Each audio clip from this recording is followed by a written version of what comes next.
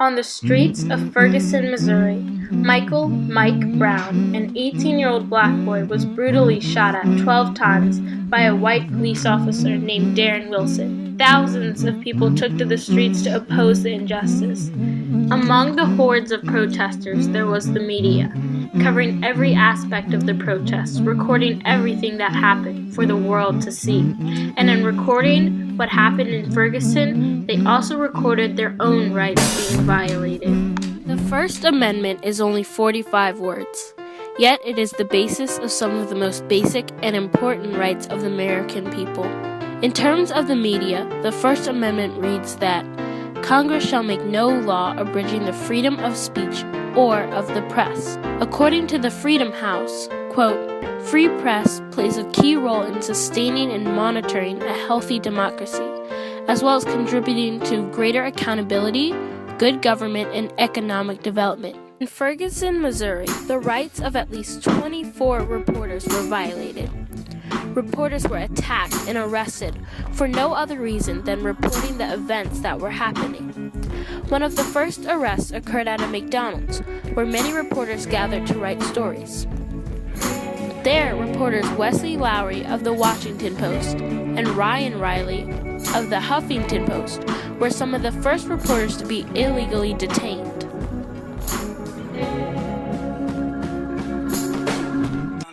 Stop videotaping. Let's grab our stuff and go. Someone right to videotape you, sir? Hurry up. Let's go. Please don't make her go to me. Let's go. You see me working. Please do not tell me not to use my It's time to go. right? Let's go. And as I tried to pack up my bag and all my stuff with one hand and videotape with the other, they got frustrated I wasn't moving quickly enough, gave me some contradictory information about what door they wanted me to go out of, and then as my bag slipped off my shoulder, and I asked them if I could just pause for 1 second to fix it, they decided that enough was enough, let's take them, cuff me, slam me up against the soda machine, and move me out. In many cases, I think the rights of reporters were violated. Myself and Ryan Riley were detained and held without being charged with any other crime. Several other reporters were actually charged with crimes for nothing more than doing their jobs and reporting the news. I think it's important that even in the most tense and chaotic circumstances, police respect the rights of reporters. After the arrest of Lowry and Riley, many more arrests came, one of which was the arrest of German journalist Ansgar Grau. Today, we understand you were taken into custody. What did you do that was so bad?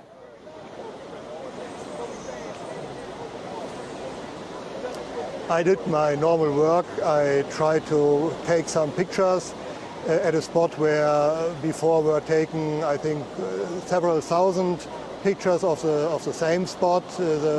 It's a gas station which was burned down in the first days of this uprising here. And some police officers tried to shoot me and another colleague from Germany away. And then they answered, okay, you can stay, but you have to walk the whole time. If you stay put, if you keep staying, then you will be arrested and handcuffed. And then I tried to make my photos while circling in or walking in very little circles around, and took those photos. But the officer in charge decided that maybe the circles were not big enough. He decided that we got handcuffed. We were brought to jail all in the afternoon of Monday. Grau, who is a war correspondent, said that being arrested and treated poorly by the police was a very new experience. I've been in several conflict zones. I was in the Civil War regions in Georgia, the Gaza Strip, illegally visited the Kaliningrad region when travel to the Soviet Union was still strictly prohibited for Westerners. I've been in Iraq, Vietnam, and in China. But to be arrested and yelled at and be rudely treated by the police, for that I had to travel to Ferguson and St. Louis in the United States of America.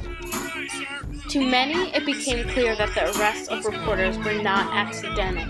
Many believed that the police were targeting journalists and trying to quell the reporting of the awful incidents that were happening in Ferguson. The police not only threatened to arrest journalists, they threatened and did tear gas them, use rubber bullets on them, mace them, and in one incident, an officer threatened to shoot. The violation of the press's rights became so blatant that the American Civil Liberties Union, or the ACLU, filed a federal lawsuit against St. Louis County Ferguson, seeking to bar them from trying to prevent the news media and public from recording law enforcement actions. The lawsuit followed this incident when the police officers intentionally targeted and tear gassed the media. And it sought to remind police officers that the media had a constitutional right to cover what was going on and record it.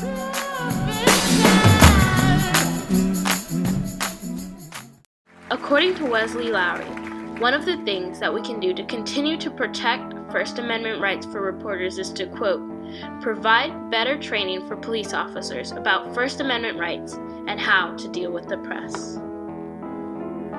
The media is one of the most powerful forces on the planet. It is the way that people around the world connect and communicate. Here in the United States, we have the privilege of having laws in place that protect the media against the government. We need to make sure that this right is protected, and that much like these reporters, our freedom isn't taken into custody as well. No matter what the police in Ferguson tried to do to stop the media, the constitutional right to the freedom of the press and the freedom of speech prevailed. According to David Boardman, the president of the American Society of News Editors, for every reporter they arrest, every image they block, every citizen they censor, another will still write, photograph, and speak.